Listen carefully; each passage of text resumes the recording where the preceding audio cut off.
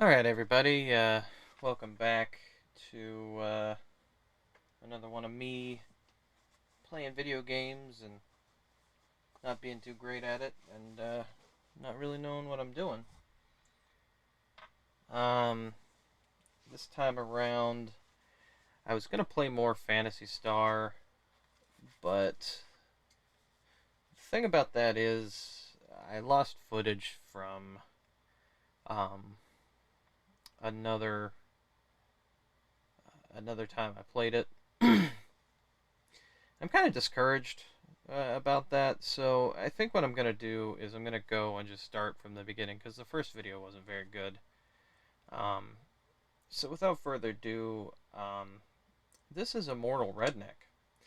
So the story behind this game is that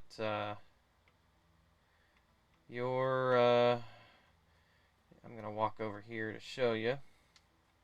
So, before the events of the game, you were a redneck riding in your dune buggy here. You crashed, and you crash, and Anubis and his henchmen sort of mummify you, and because of that, you end up in a roguelite, roguelike, whatever you want to call it, first-person shooter. So I've been playing this for the past couple of days. I really like it. I think it'd be good as just kind of like a one-shot, just to kind of, get into it. So the way this works is every time you, as roguelite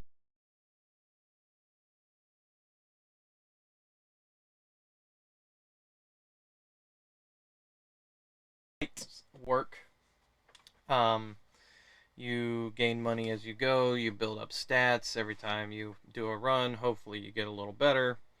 And, oh, nice. So, and there are different, not really characters, but there's different loadouts you can begin with. This one is a new one that I haven't tried yet. So let's see how this works out. So every room you go into, you'll see that bar at the top. That means that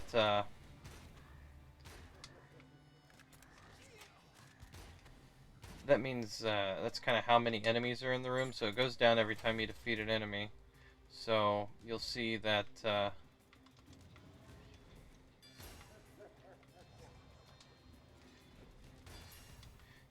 when I attack things, and you can pick up new guns. But anyway, you'll see when I kill things, that bar goes down.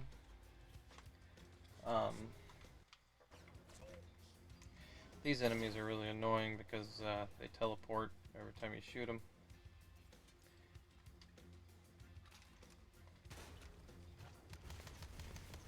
Sorry, I'm a little concentrated. So, the game's also weird in that most console games have an aim assist, which, if you don't know what that is, to make up for the fact that you're less accurate than a mouse and keyboard, your cursor kind of stickies to an enemy. And I can't really show you that because this game doesn't have it, but instead it has this weird thing where your bullets kind of magnetize to enemies. And, it's, I'll show you a better example of that here in just a sec. There we go. So you'll see my cursor turn to color. The color indicates the enemy's health, so right now it's green. So if you look, I'm kind of way off of it. But if I fire, see, the bullet magnetized right to it. So it's kind of weird. Took some getting used to when I first started playing, but I have kind of an idea of how that works now. I'm kind of having a lot of fun with it. It's just kind of a stupid, just kill stuff, get loot sort of deal. Haven't beaten the first pyramid. It looks like there's 3 different ones. I don't know if that's for the fact that the game's too hard, if for the fact that I'm not good enough at it, or for just the simple fact that that's how this game works. Like, you need a certain threshold of loot to skill ratio or whatever. I'm not sure. I just know that I haven't gotten there yet.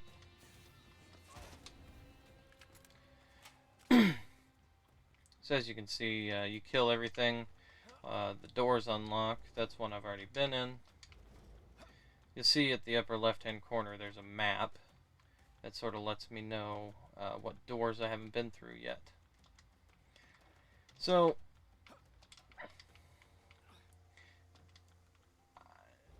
I do apologize for the first video's quality, or, well, lack thereof.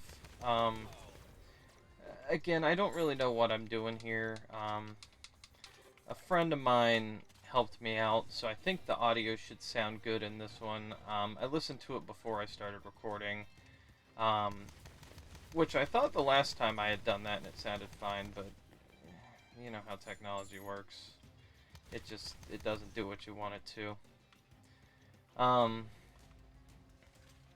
So again, I do apologize for how bad that sounded. Nothing in the future is going to be that low quality. I'm not gonna let that happen. I feel real bad about it. It's one of these. Just missed it. Oh well. These are challenge rooms. If you make it through them, there's like a time-based one, there's a don't get hurt, and then there's just like a simple make it to the objective kind of deal. But if you do the objective, you get a nice chest. Now, there are regular chest rooms as well, so you can enjoy that, you know, if you find them.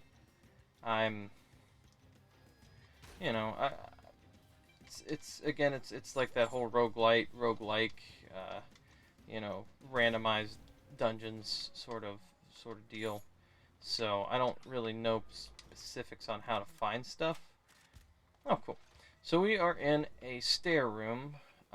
This is just a room where the stairs are, and they take you up to the next floor. Each floor, as with, you know, any of these sort of you know, dungeon crawly, roguelitey, whatever you want to call it, gets progressively harder. First floor, obviously the easiest one.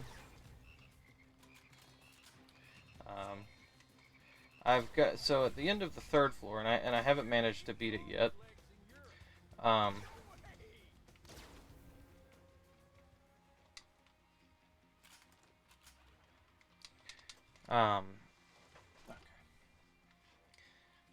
So anyway, the first floor, obviously, the easiest one.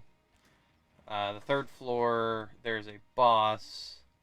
Now, that it seems to me like there's going to be like 3 stages in each, so like each with 3 floors. So right now I can get up to the third floor, can't beat the boss, but I'm assuming after I beat the boss there's some kind of checkpoint.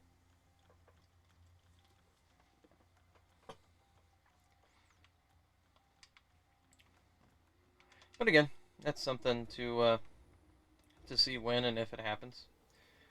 Right now, haven't managed to get that far. So this gun is called the Tesla coil. It does like passive damage to additional enemies based upon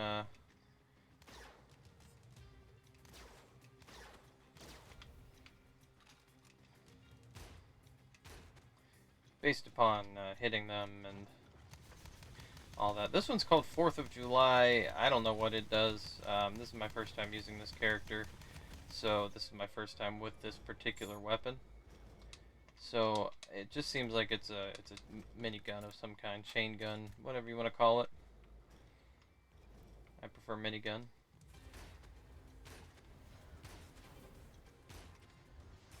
It's the same thing Dickie used in his Adventures of Badass Mike, and he used it for a reason Similar to when people drive around in very large trucks. I'm not going to specify the reasoning behind that, but I'm sure in your infinite knowledge of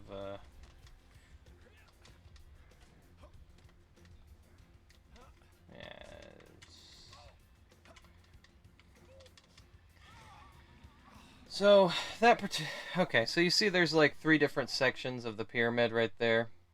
I'm assuming that because the third floor is when you reach the top there of that middle section.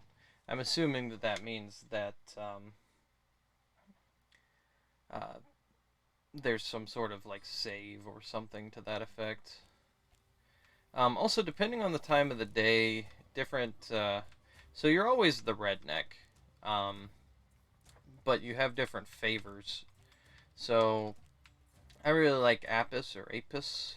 Um, I'm not sure. They're all Greek gods and goddesses of some kind. I'm not too familiar with um, the Greek pantheon, or not the Greek. Wow, the Egyptian pantheon.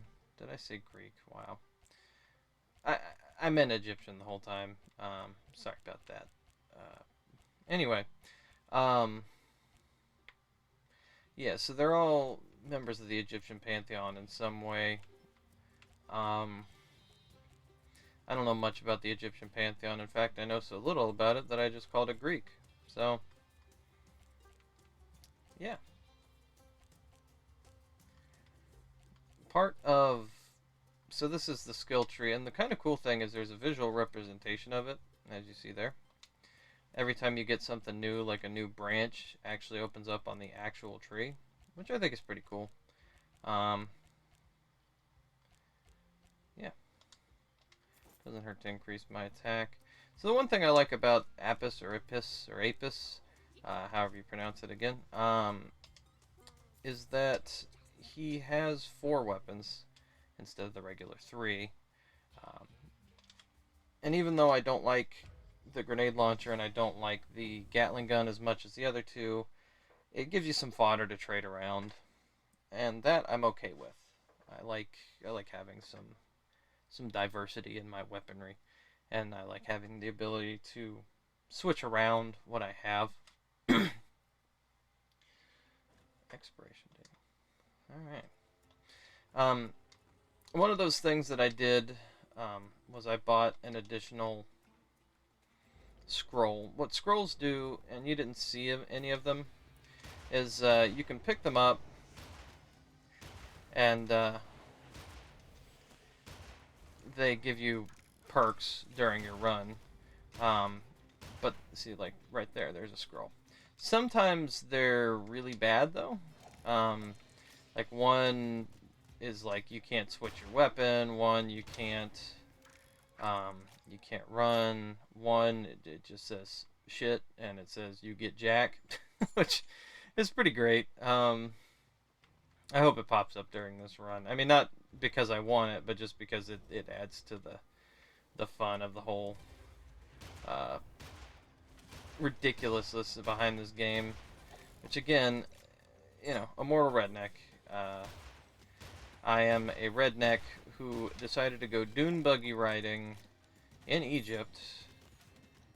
Fell off a cliff because I was chasing a deer, and because of that, I got mummified, and now I am immortal.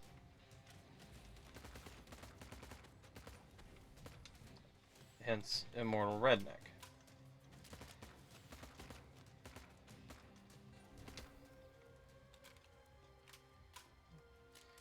So, I don't know what the story beyond that is. I assume I'm trying to fight my way out so that I'm not, a mummified good old boy anymore, but who knows?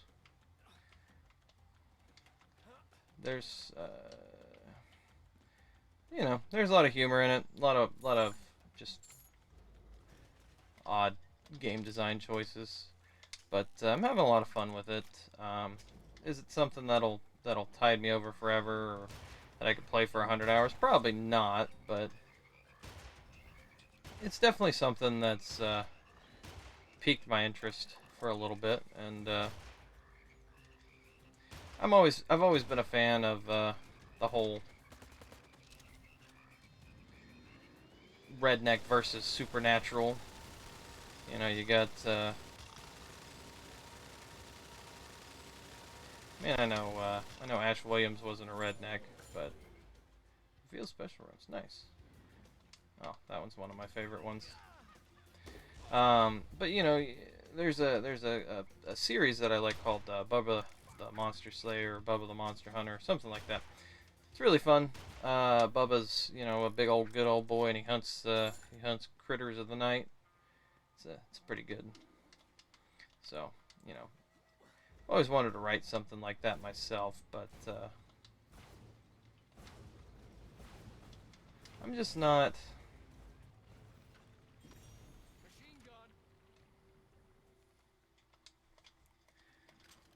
It's not too great at it. So yeah, you see there, I don't like the grenade launcher too much. So I traded it out for that machine gun there. And machine guns are always nice.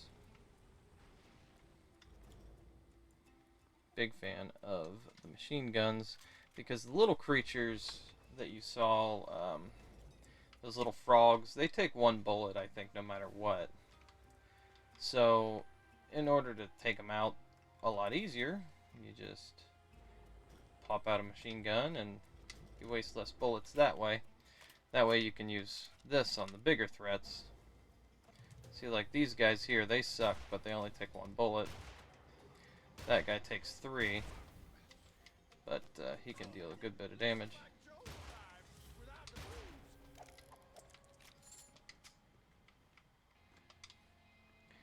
Ammo pickup right there.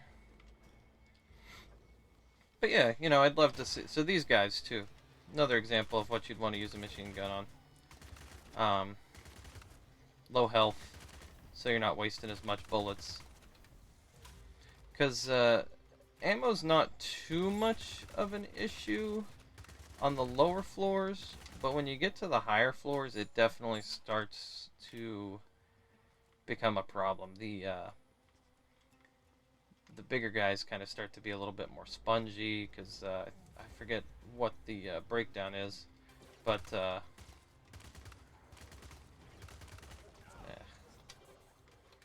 forget what the breakdown is, but it starts to add up. It's like plus 20 or 30% health for the bigger guys.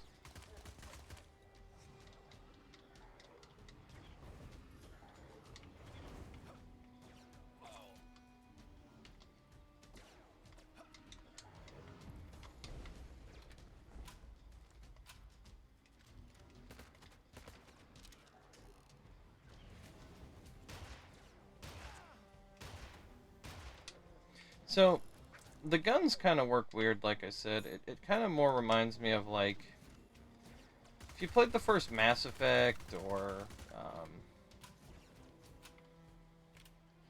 I can't think of another good example. The guns kind of work like Morrowind's, like, attack system worked. Like, you physically swung the thing, your sword, or your whatever weapon you were using. You physically swung it at your enemy. However, there was still a chance to miss based upon your, like, hit and accuracy. This kind of feels like that, because there's... Hang on. I'm trying to find my bearings. Okay. Yeah, this kind of feels like that, because it feels like sometimes you shoot at stuff, you just miss it arbitrarily. There is an accuracy like perk, so that could have something to do with it. And I definitely know at distances, if your crosshair doesn't turn a color, then generally speaking, and I don't know if it's 100% of the time, but you're not going to hit it. And again, I don't know if that's 100% of the time, but it's definitely enough to where I think distance affects if you're gonna hit or not, and not in the same way of like other first-person shooters with like bullet drop and things like that. But I don't know.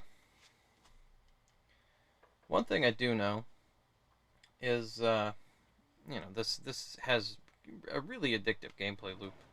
So you see, second floor plus 10% health plus 20% attack. That's every enemy. That's including the really small ones that you saw kind of got downed with one hit. I don't like the Gatling gun there because it takes a little too long to warm up.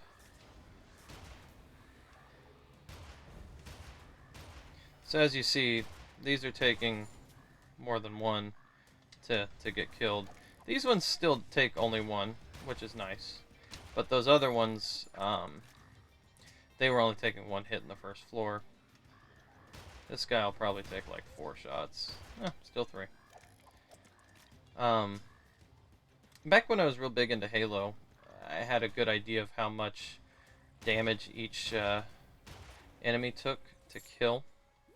And that's one thing that I kind of like about this game is, depending on the gun, there's a pretty good gun variety in this game, especially for what it is. But there's 2. Huh? Something down here. Drop a gun. Anyway, there's a good gun variety, but it's also, you can kind of tell how many bullets an enemy will take to kill. And then when it gets beefier in the dungeon, that changes as well. Alright, where's that? Is it up there or is it down there? Is it all the way down? Must be all the way down. Sorry to waste your time, but hey, free gun,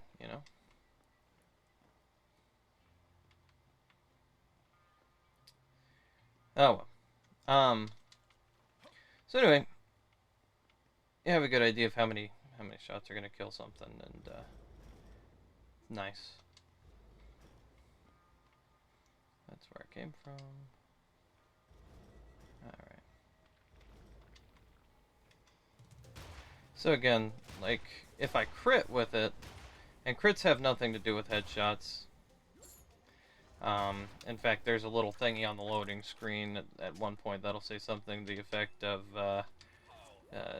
don't worry about aiming for headshots, mummies don't have brains or something, which is pretty fun.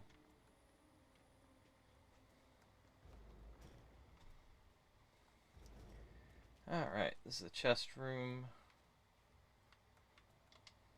As you can see, there's no like gimmick to it, it's just go and get the chest.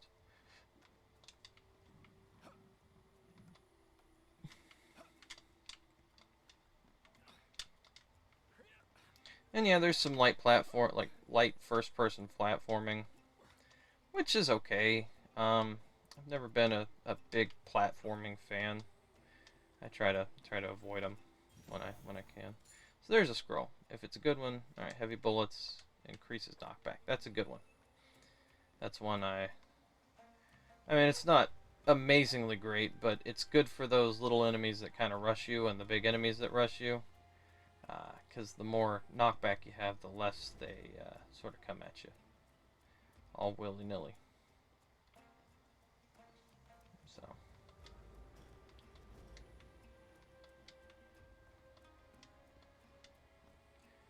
all right.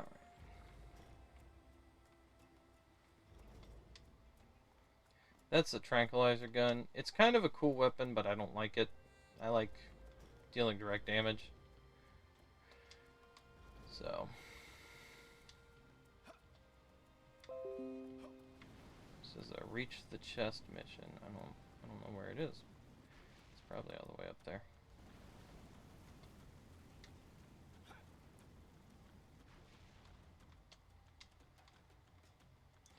Again, more platforming. Sorry if I'm quiet. I gotta concentrate on the platforming segments more than I gotta concentrate on the other stuff, because not good at platforming.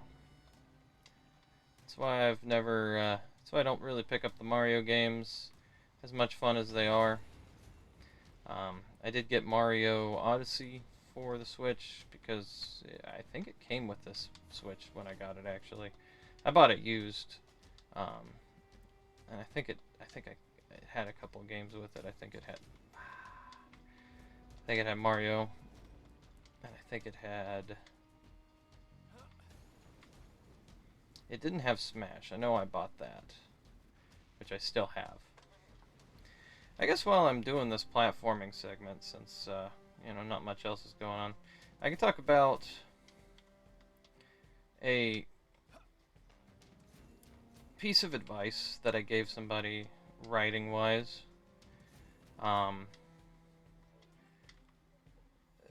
Recently, because it was in the last video, but again, the last video got deleted. There we go, cool. Because it wasn't very good. So, the advice was about writing characters that you're uncomfortable writing. And that is, and specifically in this case, it was about writing people of color and people of different cultural backgrounds, ethnic backgrounds than your own, as a white man. And it might come off as mansplaining. I don't know. That would kind of be some fun irony if it did. No, not fun, but you get what I'm saying. Anyway, what I told this person was, when you're writing a character, you always want them to be the character first. You don't want them to be what I would like to call a token character or a representative character. Not that representation is bad. Don't get me wrong. What I'm talking about here is something completely different than having representation. What I'm talking about is a character who is in your story because you need a black character, a gay character, an Asian character, what have you. The reason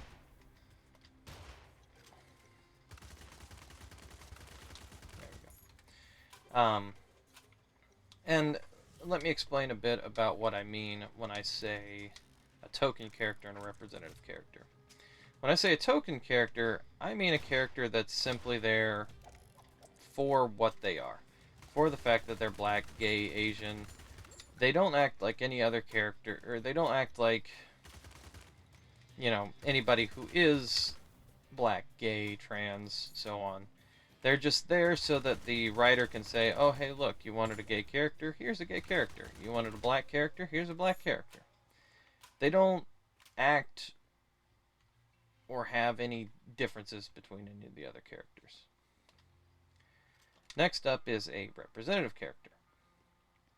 A representative character, in my mind, is what you see in the shows that you find on, it used to be called ABC Family. I think it's called Freeform now. And what those characters are is their character trait is the thing that they are. So if they are gay, if they're trans, if they're blind,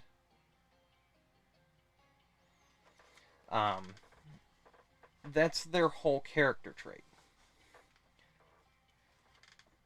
And that's kind of not good writing as well, because obviously you want to have them, you want to show that they have those I don't know how to say it. And I don't want to come off as somebody who because again, I don't know what I'm talking about either. I'm just kind of spewing some advice I got, mixed with my experience, mixed with how I see things.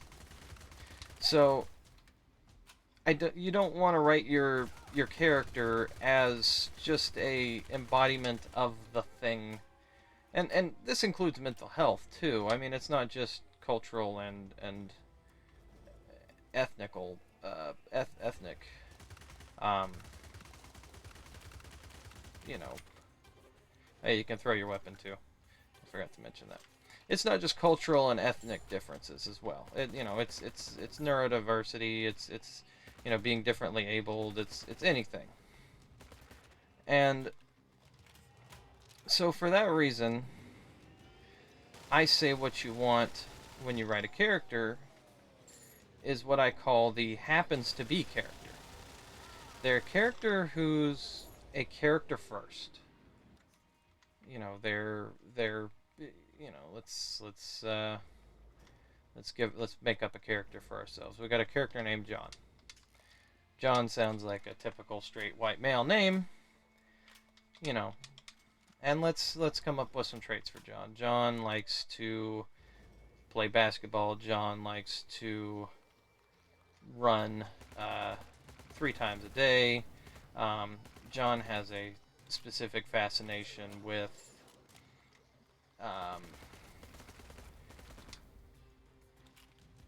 John has a specific fascination with origami.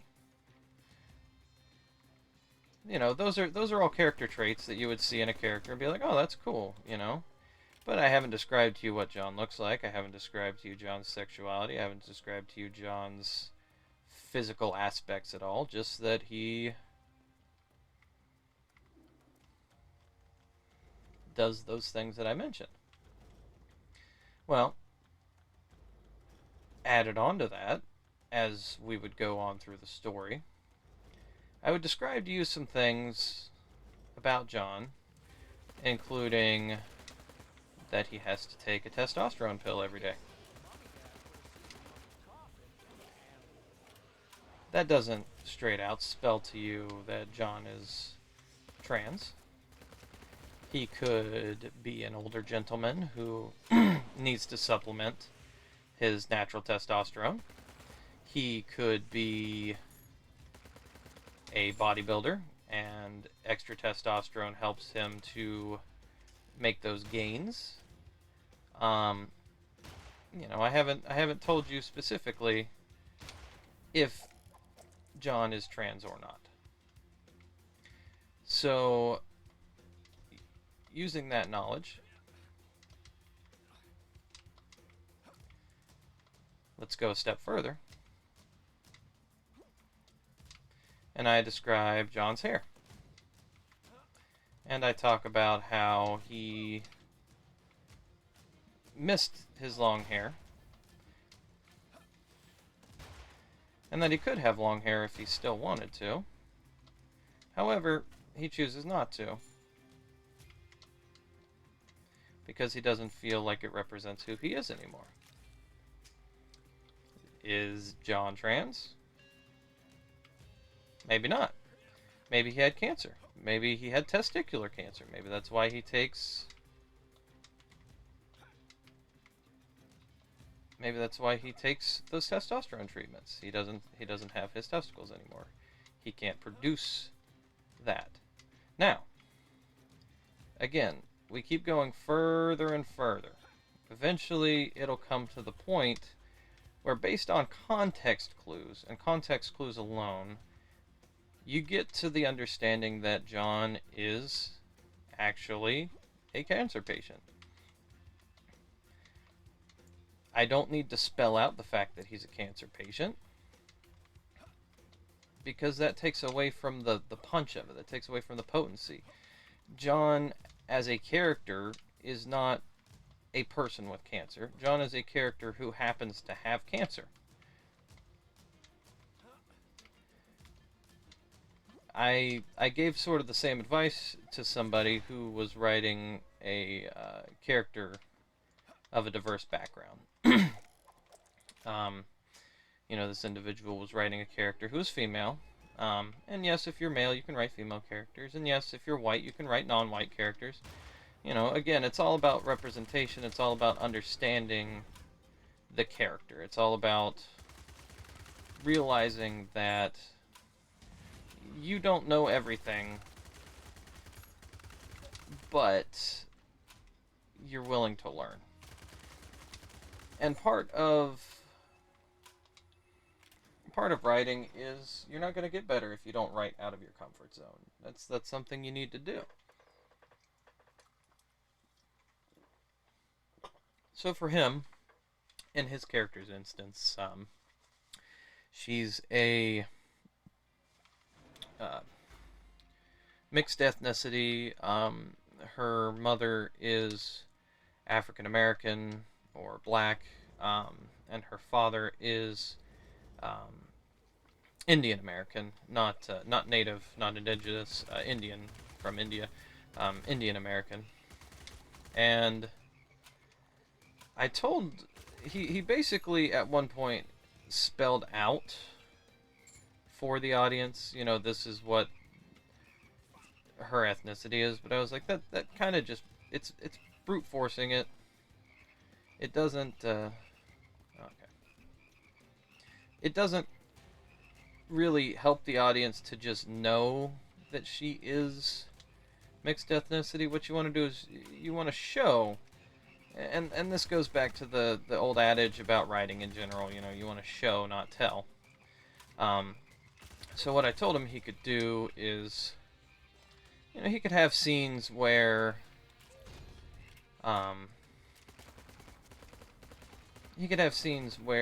she's talking to her father, and she's got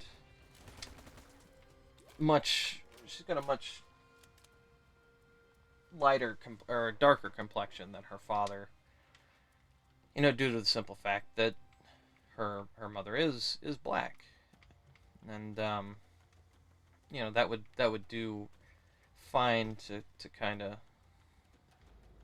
spell out for the audience pretty easily, that she's not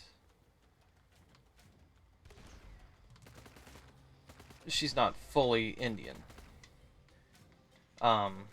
The other thing I told him he could do is that one of the big issues facing black women is the fact that they have to straighten their hair in order to, a lot of times, even have or keep a job. And considering the character that he had described to me, she would be a black woman who would need to straighten her hair in order to fit into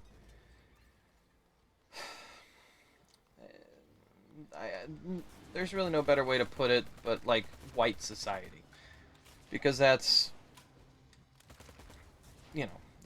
who decides jobs at this point in time. That's who decides who's gonna get hired, so on and so forth. So in order for her to keep or get a job, she's going to have to straighten her hair. Well, part of it is, I told him to think about something like that when he makes a scene, because he had a scene wherein, I don't like this weapon. He had a scene where, she was looking at her hair anyway. So that could be an easy moment where she remarks about how she's glad she doesn't have her mother's hair, or how she wishes she had her mother's hair, or so on and so forth. A way that you could say, again, there's a difference between her and her mother in terms of their ethnicity. I like to keep it vague. I don't like to describe things about people that generally give away what their ethnicity or what their gender identity or whatever is, their sex, I guess, because I can describe gender features, but sex is a little different. I had an issue writing women, when I first started out, and I might still. I mean, don't get me wrong. I'm nowhere near an expert. I've only got 2 books under my belt completed, and one of them isn't even released yet. So, I'm not, by any means, again, I'm nowhere near an expert. So, one thing that I like to remember back to is, in the Adventures of Badass Mike, I have like one woman character. That's it. So this is the boss room. I don't know if I'm ready for that yet. I might as well. Anyway, there's one named female character. The rest are kind of just background noise. In observation medium, it's not out yet, but I wrote it before Stay at Home. About half the cast was female.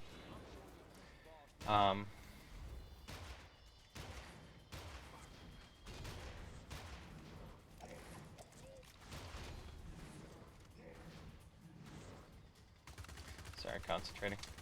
And then Stay at Home, it's I'm finished with it. It's basically an all-female cast, and I think I did an okay job with it. I've a couple of people have complimented me about, how I wrote it. So I think I did a good job with it in terms of the representation shown. The main character, I never spell it out. She's not white. But again, I never spell that out. I use context clues, and her name obviously is not of a typical European background. I killed the boss and I died at the same time. That's disappointment. It was fun talking with you all about writing and such today, but I think that's a sign that I'm done for now. So, I'm gonna buy some stuff, sign out, say goodbye, all that jazz. Yeah. Anyway, I hope this is better, and again, it's a better format. I tried setting things up a little better. Hopefully that comes through in the final product. So anyway, that's it for me. As I said with the last time, and you can actually hear me this time, but as I said with the last time, if you got any questions, any comments, any advice, just let me know. I should have some writing news out eventually. Gonna make no promises there though. But anyway, if you enjoyed this, leave a like, and yeah.